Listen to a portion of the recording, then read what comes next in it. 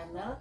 Pagi ini saya akan membahas mengenai tanam bonggol ya. Ini kan saya sudah announce bahwa saya akan membahas mengenai aglonema untuk tanam bonggol. Jadi tanam bonggol ini saya melakukannya dengan perawatannya itu setiap pagi saya akan semprot, saya akan siram atau saya juga akan semprot dengan B1 ya. Jadi seperti ini rutin saya lakukan ya. Saya akan semprot seperti ini untuk step pertamanya. Jadi setiap pagi itu saya akan seperti ini. Nah, step kedua, ini ada 3 media tanam yang saya pakai ya. Ini pertama adalah media tanam yang saya pakai, itu ada media tanam Super Coco. Super Coco ini saya beli dari Om Semi Agro ya. Jadi ini saya pakai untuk media tanam yang pertama ini ya. Jadi ini yang pertama saya pakai Super Coco. Terus media tanam yang kedua ini adalah media tanam yang dari sekam. Jadi ini adalah media tanam yang sekam fermentasi. Terus daun andang, daun bambu, kokopit, ada campuran kokopitnya juga, ada perlite juga di sini. Saya bawahnya itu saya akan kasih pasir malang, habis gitu saya kasih media tanam biasa. Nah, ini adalah pilihan yang kedua. Ini memang saya melakukan begini ini untuk eksperimen ya. Yang ketiga, ini adalah media tanam yang saya pakai ini adalah sekam bakar. Jadi saya pakai sekam bakar ini tanpa media tanam lainnya karena sistem saya ini kan saya mau mencoba ya. Jadi saya mau eksperimen mana yang terbaik untuk bonggol. Karena saya memang kan selalu melakukan seperti itu. Di antara ketiga ini yang paling ini sudah cukup lama ya. Ini kira-kira berusia hampir 4 bulan. Ini juga hampir 4 bulan. Nah, ini mungkin sudah 6 bulanan seperti itu ya, agak lama ya. Nah, saya memakai ini media tanam ini dari ketiga ini yang paling bagus itulah adalah media tanam Super Coco ya. Jadi Super Coco bisa kalian lihat ini sebenarnya daunnya ini 3, tapi karena tempat saya tuh kemarin tuh kan kebanjiran sehingga lonyot satu daunnya rontok ya, tapi sudah ada tunas lagi. Nah, daun seperti gini ini saya setiap 2 minggu sekali saya akan ambil Super Coco, saya akan taruh lagi, saya akan tanam. Jadi saya menanam bonggol ini tidak banyak ya. Jadi Super Coco tuh setelah saya taruh, di atasnya tuh kira-kira ada 1 cm, sehingga begitu saya siram dengan B1 itu dia akan menurun. Super Coco menurun itu saya akan isi lagi, saya akan taruh lagi, saya akan taruh tambah seperti itu. Nah, ini juga kan dari media tanam sekam ya, sekam fermentasi. Tapi saya juga kasih Super Coco. Kenapa saya kasih Super Coco? Tujuan saya tuh supaya, karena saya melihat ya perkembangannya agak lambat. Terus terang dari media tanam yang lain ini sudah sekitar 6 bulanan ya. Jadi karena saya melihat seperti itu, saya tambahkan Super Coco. Nanti 2 minggu kemudian saya lihat kalau menurun lagi Super Coco-nya lagi saya akan tambah. Jadi saya melakukan maintenance seperti itu setiap 2 minggu sekali, dan setiap hari saya akan semprot dengan vitamin B1 seperti gini ya. Nah, sebenarnya tanam bonggol ini kan lebih susah ya, karena perawatannya juga lebih ekstra. Karena tanam bonggol ini kan berupa bebian dan perawatannya juga karena super ekstra. Saya itu sebenarnya menghindari untuk yang namanya tanam bonggol. Tapi kan kita tidak bisa menghindari kalau kita beli sebuah tanaman terus ternyata ada tanaman itu ada bonggolnya, itu kan kita harus melakukan tanam bonggol supaya perbanyakan. Ini juga salah satu perbanyakan. Tapi saya selalu menganjurkan bahwa melakukan perbanyakan berupa tanam bonggol. Nomor 1, tanaman itu harus sehat. Kalau tanaman itu tidak sehat, harus disehatkan dulu untuk dilakukan tanam bonggol ini. Karena tanam bonggol ini sangat peka sekali, sangat berbahaya sekali kalau kita tidak hati-hati menjaganya. Apalagi terus terang aja di tempat kita semua itu rata-rata kan kita ini kan bukan berada di sebuah tempat yang terisolir seperti para nursery ya. Jadi dia tertutup, tidak ada pengaruh dari luar, relatif bersih ya. Tapi di tempat kita ini kan banyak sekali fungi ya. Jadi fungi itu jamur itu di mana-mana, sehingga kita harus lebih hati-hati untuk merawat yang namanya tanam bonggol. Nah, yang kalian lihat seperti gini, saya kan tidak langsung melakukan pemindahan. Saya itu akan melakukan pemindahan setelah berdaun 4. Jadi ini kan sudah berdaun 3, ini kan sudah berdaun 2, ini 2 ya. Jadi ini ada 2 bonggol yang saya tanam dalam satu pot. Jadi ini ada 2. Ini saya akan tunggu. Jadi kemarin kan ini seharusnya sudah 3, tapi 1 lonyot, jadi saya buang ya. Terus yang 2 ini masih 2. Jadi nanti mereka berdaun 4 baru saya akan pindah. Saya akan pindah ke ke media tanam yang biasa. Nah, kalau yang ini yang 1 seperti begini, ini adalah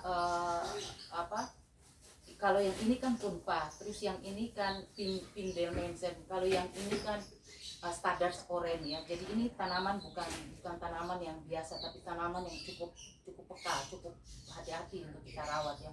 Karena dia ini kan kebanyakan kan sudah semi koleksi. Ini tapi punpa ini kan kelihatan bagus banget ya. Tapi rata-rata tanam bonggol itu dia akan keluar daun berwarna hijau dulu. Ini juga sama. Sebelumnya dia juga berwarna hijau. Semakin lama dia warnanya akan keluar, pinknya tuh akan keluar. Bisa kalian lihat pinknya cantik banget ya. Nah, kondisi-kondisi seperti gini untuk merawat tanaman aglonema, tanam bonggol itu adalah salah satu perbanyakan aglonema. Selain ada metode-metode lain yang berupa anak samping atau apa ya. Saya sebenarnya itu punya anak samping. Jadi saya itu kan sebelumnya kan memelihara aglonema promosannya. Jadi saya itu punya big roy itu sudah tumbuh. Nah, itu sudah berdaun lebih dari 4. Tapi saya tidak lakukan saya tidak buat videonya karena ya kondisinya seperti begini. Jadi saya kalau untuk romosan itu saya akan melakukan perbanyakan. Nah, seperti juga Dona Carmen itu saya juga lakukan perbanyakan, tapi saya tidak buat videonya. Saya hanya lakukan perbanyakan, terus saya taruh aja seperti begitu ya. Jadi yang saya siarkan, yang saya buat video-videonya itu rata-rata semi koleksi dan koleksi.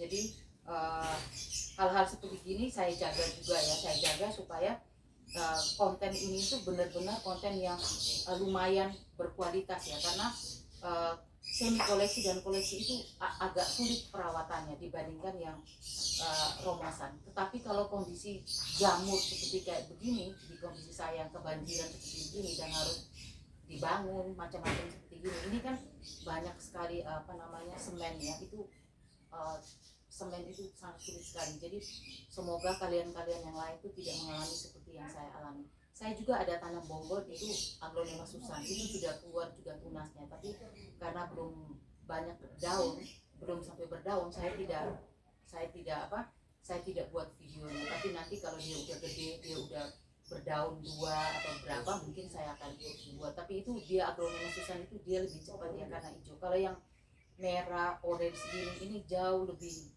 lama, penanganannya jauh lebih hati-hati dan juga perawatannya juga lebih hati-hati. Mungkin begitu dulu dari saya, tetapi saya mau ingatkan kalian para pemula, kalau tanam bonggol, kalian melakukan tanam bonggol, tolong kalian pakai super kokong atau kokopit.